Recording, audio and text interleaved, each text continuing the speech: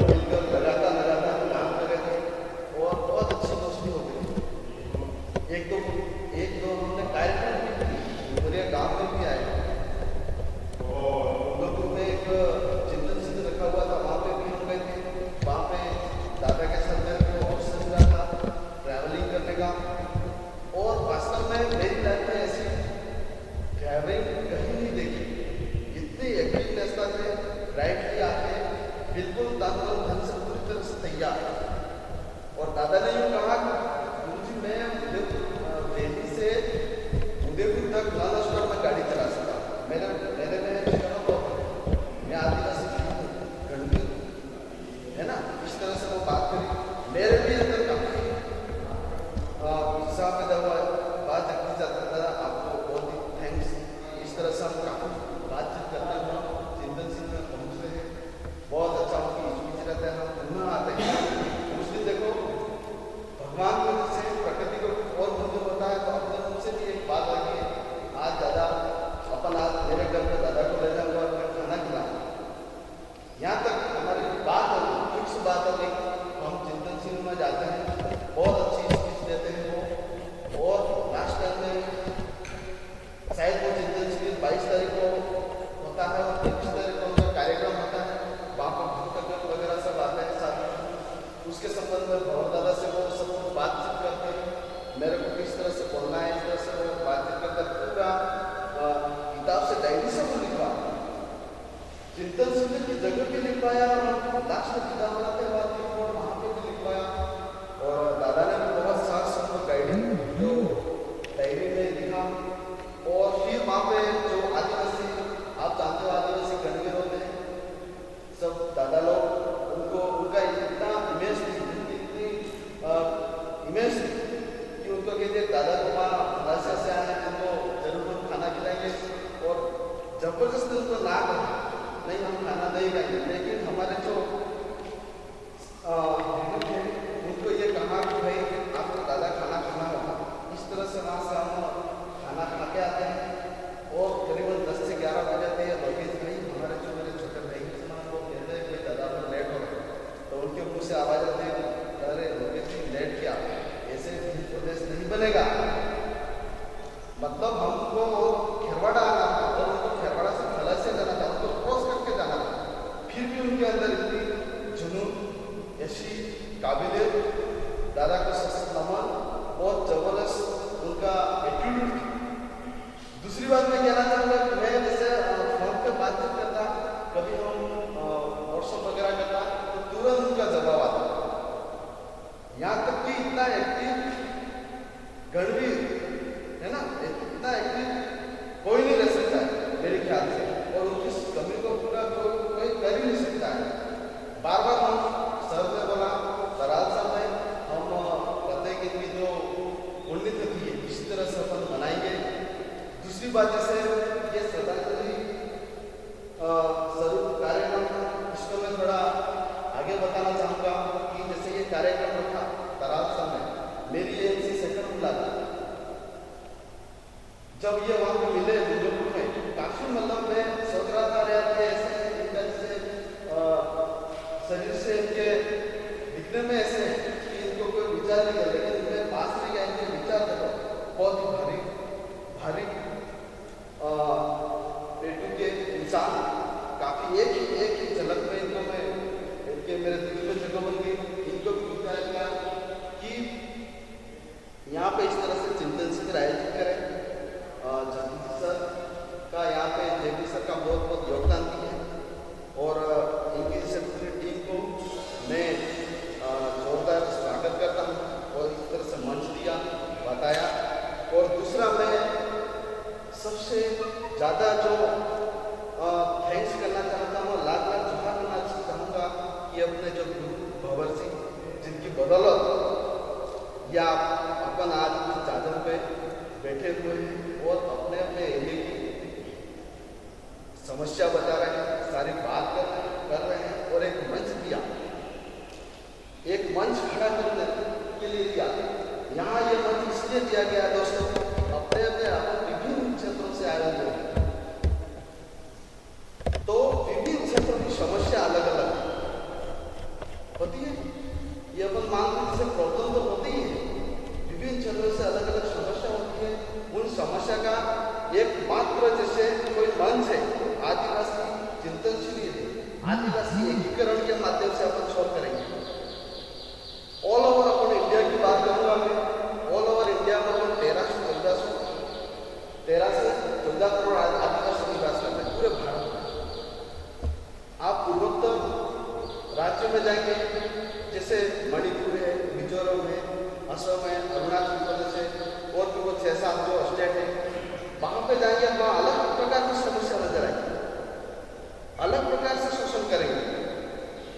सत्ता पक्ष के लोग, विपक्ष के लोग, कर्मचारी है ना, अलग प्रकार से वहाँ शोषण किया जाएगा, जो चीज होगा उसका शोषण करेंगे। इसके वजह से अपन झारखंड में जाएंगे, वहां पे अलग तरीके से शोषण किया जाएगा। झारखंड में सबसे ज्यादा कोयला उत्पादन होता है ना, वहां जैसे तो जमीन किसकी है, आदिवासी की, लेकिन वहां काम कौन कर रहा है, आदिवासी श्रमिक बन के काम कर रहा है। 20% क्या उसको शेयर होल्डर है, अपन को अपनी चीज होते हुए भी अपन से काम करवा दिया जा रहा है। सुप्रीम कोर्ट ने यह कहा है कि आदिवासी को जिसकी जमीन है उसको 20% शेयर होल्डर होना चाहिए। हमारी जमीन है, हम वहां पर मजदूरी का काम ही करेंगे। इसी तरह से आप तेलंगाना में जाएंगे, वहां अलग समस्या, गुजरात में जाएंगे, राजस्थान में जाएंगे, मध्य प्रदेश में जाएंगे, छत्तीसगढ़ जाएंगे, गुजरात में जाएंगे, अलग अलग क्षेत्रों में भौगोलिक के आधार पर अपना शोषण किया जाता है। ये मैं इस मंच के माध्यम से कहना चाहता हूं। अब आप कहोगे कि सर यह सही बात है, लेकिन शोषण जो भौगोलिक क्षेत्रों में अपना जैसे ये कहेंगे कि जहां पे अपने पानी इकट्ठा हुआ होता है, वहां पे बांध वगैरह बनाता है, तो वो जमीन किसकी गई है ना, वो आदिवासी की गई। इसी तरह से ये शोषण करते रहते हैं ऑल ओवर इंडिया में। और दूसरी बात मैं ये कहना चाहूंगा कि जैसे बांधों का निर्माण करते हैं ये लोग, बांधों का निर्माण कर दिया, जब जमीन किसकी गई और फायदा किसको मिला, ये बहुत ही सोचने वाली बात है। इसी तरह से अपन आगे बढ़ते हैं, बांधों का निर्माण करके क्या होता है, बिजली का निर्माण होता है। जैसे अपने रावत भाटा में, कोटा में जो बिजली घर है, बिजली अपने अपन को बिजली कितने समय मिलती है, 10 घंटे मिलती है, उसमें 5 बार तो पावर कट होते हैं।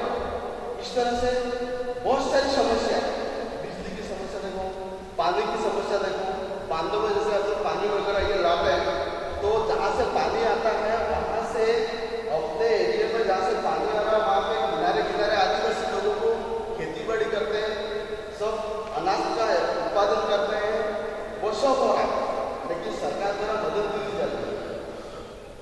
शहर को बहुत बड़े बड़े पाइपलाइन के द्वारा, टंकियों के द्वारा पानी अवेलेबल करा दिया जाता है, लेकिन आदिवासी अपने खेत में किस तरह से खेती करता है वो अपन जानते हैं।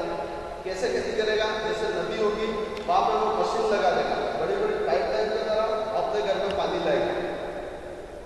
इसके बाद नदी नहीं होगी तो कुएं खोदेगा, है ना, इसके बाद कुआं वगैरह नहीं खोद पाया तो बोरिंग करवाएगा, और वो अनाज का उत्पादन, चाहे वो खरीफ की फसल हो, रबी की फसल हो, जायद की फसल हो, इस तरह से फसलों का उत्पादन करता है।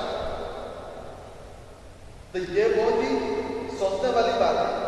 मतलब पानी की मांग, जैसे आज देखो आप बड़े मुद्दे में जाएंगे, अस्टेटियो यूनिटी बनाए, वहां पे पलायन किसका हुआ, वहां पे लोग कौन गए, और जैसे वहां पे यूनिटी बनाए तो बहुत बड़ा शहरीकरण हो गया, मुश्किल लगे, वहां दुकानें आएंगी, लोग वहां पे बहुत सारे देखने आएंगे, सारा वहां बाजारीकरण होगा। उसका क्या मैनिफेस्टो है, उसका क्या मतलब तुमने क्या तैयार किया है, वहां पे कितने एसटी होंगे, ओबीसी होंगे, है ना, वहां उनकी क्या दुकानें लगेगी। ये इस माध्यम से मैं कहना चाहता हूँ, के माध्यम से। दूसरी बात मैं ये कहना चाहूँगा कि हमारे जैसे उदयपुर की बात करना चाहूँगा कि उदयपुर में क्या हो रहा है कि यूआईडी नाम की एक संस्था, वो एक गैर संवैधानिक संस्था है। उस संस्था का वो संस्था बनाई है जो जनप्रतिनिधि है ना, वहाँ के जो सरपंचगण है उनको जैसे मतलब मिलजुल के बनाई है, मिलजुल के बनाई है। वहाँ के जो सरपंच थे, जनप्रतिनिधि थे, उनको पता ही नहीं था ये कौन सी संस्था बना रहे हैं। आज उदयपुर में आप देखोगे तो पूरा उसका काम ही है, जहाँ पे वर्षों पहले जो आदिवासी जिनकी जमीन थी, जिनका कब्जा था, उसको किसी भी तरह से जो कागज कार्यों में उलझा के उनकी जमीन लेना उनका उद्देश्य रह गया। सभी अखबार में पढ़ा, डेली पढ़ो, यही आता है ये कब्जा किया था, वो जैसे चलाते हैं, फिर क्या करते हैं, बुलडोजर चलाते हैं और वो जो जमीनों थी वो समतल करते हैं। समतल करके वो क्या करेंगे, कन्वर्ट कराते हैं। कन्वर्ट करा के फिर क्या करेंगे, अपने ही जो आदिवासी लोग शिक्षा के लिए, स्वास्थ्य के लिए, रोजगार के लिए बाजार में जाते हैं, उद्योग में उनको 1000 स्क्वायर फीट का प्लॉट बेचते हैं, 1500 स्क्वायर फीट का प्लॉट बेचते हैं, 2000 स्क्वायर फीट का प्लॉट बेचते हैं और करोड़ों रुपया कमाते हैं। और वहाँ देखो आप जैसे चारों तरफ जमीन आदिवासी की है, वहाँ आप देखो बड़े बड़े होटल रेस्टोरेंट बनाते हैं। ये बहुत ही गंभीर बात, बहुत ही इस खुले मन से मैं इसका विरोध करना चाहूँगा। दूसरा मैं जैसे ये कहना चाहूँगा कि अपन जैसे जय जोहार बोलते हैं, सबसे पहले आदिवासी परिवार इसलिए इसको अपन को थोड़ा बनाना पड़ेगा। अपन लोग शर्मिंदा होते हैं, अपन लोग मर जाते हैं, कोई अपने आदिवासी लोग मर जाता है, उस समय कहते हैं कि जोहार है, उस समय कहते हैं जोहार, कहते हैं नहीं कहते। अपन जैसे आदिवासियों की जैसे ऑल ओवर इंडिया में कल्चर, जो सभ्यता है, वेशभूषा है, खान पान सेम है। हो सकता है कि भाषा अलग है, लेकिन रहने की स्टाइल, आदत भी अपनी एक है। जहाँ पे आप, मैंने एनालिसिस किया, मैं अखबार में पढ़ता हूँ, टीवी वगैरह में देखता हूँ, मैंने एनालिसिस किया, जहाँ पे आदिवासी रहते हैं कन्याभ्रूण नहीं होता है, मान के चलते कन्याभ्रूण नहीं होगा वहाँ पे। जहाँ आदिवासी लोगों में ये भावना है ही नहीं। हमारे जैसे गाँव में जैसे अपने हिसाब से जो लड़का आएगा लड़की आएगी तो अपने लड़का लड़की कोई बराबरी मानते हैं ना। आज तक अपने आदिवासी लोग हॉस्पिटल में नहीं जाते, रेप कांड बहुत कम होते हैं, रेप नहीं होते हमारे समाज में। ये मैं खुले मन से कहना चाहता हूँ, गर्व है आदिवासी, अपन गर्व है अपन आदिवासी है ना। अपन को उम्मीद है, लीडरशिप अपनी है, अपने में ही सबको साथ देने की। भाई जमीन किसकी है, जंगल किसका है, पानी किसका है, सब कुछ अपना।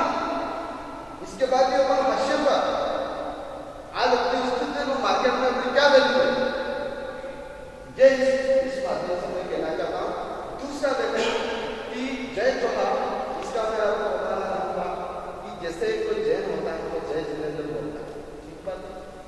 राजपूत होता है वो जय श्री कृष्ण, सॉरी पंडित होता है वो कहता है जय श्री कृष्ण, मोहम्मदन कहता है वालेकुम सलाम, मुस्लिम समाज के लोग।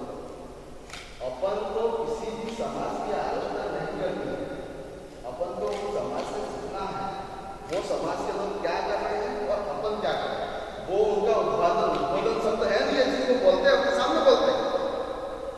मेरे स्कूल में पंडित समाज, ब्राह्मण समाज के व्यक्ति को कहता जय श्री कृष्ण, आजकल मैं कहता हूँ जय जोहार, तो वो बोलता बोलो जय जोहार, जोर से बोलता हूँ, उसको पता पड़ जाता है कि ये और ये दूसरा शब्द ये कहाँ से लाया। तो इस तरह से जैसे ये अपना उद्बोधन है, अपन को ये बोलना है, इसको क्यों बोलना है कि जैसे इसका क्या अर्थ होता है, इसमें जैसे विश्व में पूरे संसार जीव होता है। जीव किसे कहते हैं, जो गति करता है, वृद्धि होती है, उन सभी जीवों की, इंसान की तो छोड़ दो, सभी जीवों की ये कामना करता है मैं तू सुखी रहे, समृद्ध रहे और तेरा जीवन खुशी हो, ये अपन कामना करते हैं। जोहार में बहुत बड़ा राज है, जोहार शब्द में बहुत बड़ा विजन है, बहुत बड़ा शब्द है, अपने सभी धर्मों को इसमें समाहित करना, ये इसका अर्थ है। तो इसका अपन को जोहार शब्द अपन को फक्र से लेना है, जोहार जो बोलना है, जय जोहार, जय आदिवासी, जय भीम, इस तरह से बोलना है आपको। दूसरा मैं क्या कहूँगा कि जैसे आज इसी तरह से मैं अपने राजस्थान और जो गुजरात से जो अपने बाल श्रमिक लोग हैं उनके चर्चा करना चाहूँगा कि जैसे गुजरात से जो हमारे राजस्थान के ठेकेदार हैं वो काफ़ी मात्रा में जो बाल श्रमिक यहाँ पे लाते हैं, कई बार नाकाबंदी उसमें पकड़ा भी गए, पुलिस कार्रवाई भी होती है, लेकिन जनप्रतिनिधि की सहायता से उनको सपोर्ट मिलता है तो वो क्या करते हैं, वो छूट जाते हैं। वो बाल श्रमिक यहाँ पे क्या काम करवाते हैं, जैसे होटलों में काम करते हैं, बीटी कपास का जो संग्रह करते हैं, है ना, घरों में काम करते हैं, मतलब बच्चों को काम करवाना सबसे ईजी होता है। अपने स्कूल में जानते हो कि जैसे स्कूल का कोई काम होता है फटाफट बच्चा कर लेता है, अपन को खाली कहना पड़ता है, तो बच्चों का खाली वो शोषण, मतलब उनको कम दाम दे के बच्चों को क्यों चुन रहे हैं, वो कम दाम देकर वो ज्यादा से ज्यादा काम करवाते हैं। ये यहाँ की जो भी गंभीर समस्या है, हम जानते हैं हमारा जो एरिया बिल्कुल गुजरात लगा हुआ है। दूसरा मैं आपको यहाँ पे एक समस्या हमारे दराज से भी मिलना हुआ कि बताना चाहूँगा कि यहाँ पे क्या हो रहा है, जैसे आदिवासी समाज की जो युवतियाँ हैं या महिला है ना, महिला वो गैर आदिवासी समाज में अपना जीवन यापन करती है, वो रहती है ना, पत्नी बन के रह रही है। अगर वो रह रही है उसको पता ही नहीं है, वो अनपढ़ है, किस तरह गैर आदिवासी समाज का वो व्यक्ति उसका कैसे यूज करता है, उसका कैसे ढाल बनाता है। देखो उसको उसके नाम से रजिस्ट्री करा देता है, कराता है नहीं कराता। सुप्रीम कोर्ट ने ये कहा है 5 जनवरी 2011 के अनुसार कि हम इस देश के मालिक हैं, अपनी जो जमीन है ना, अपनी जो जमीन आदिवासी की जमीन गैर आदिवासी के नाम कभी नहीं हो सकती, नहीं हो सकती है, वो कुछ भी कर देते हैं। लेकिन क्या होता है, किसी को पत्नी है उसकी गैर आदिवासी महिला है, महिला है, वो वहां पे पत्नी बन कर रह रही है, तो किस तरह से वो यूज करता है, जैसे उसकी रजिस्ट्री, जमीन की रजिस्ट्री करवा लेता है, डीलरशिप का लाइसेंस लेता है, गैस एजेंसियों का लाइसेंस लेता है, पेट्रोल पंप की एजेंसी लेता है, और भी विभिन्न प्रकार से जो आदिवासी के हित में जो लाइसेंस ले जाते हैं वो काम वो करता है, उसका वो एक हथियार के रूप में यूज करता है।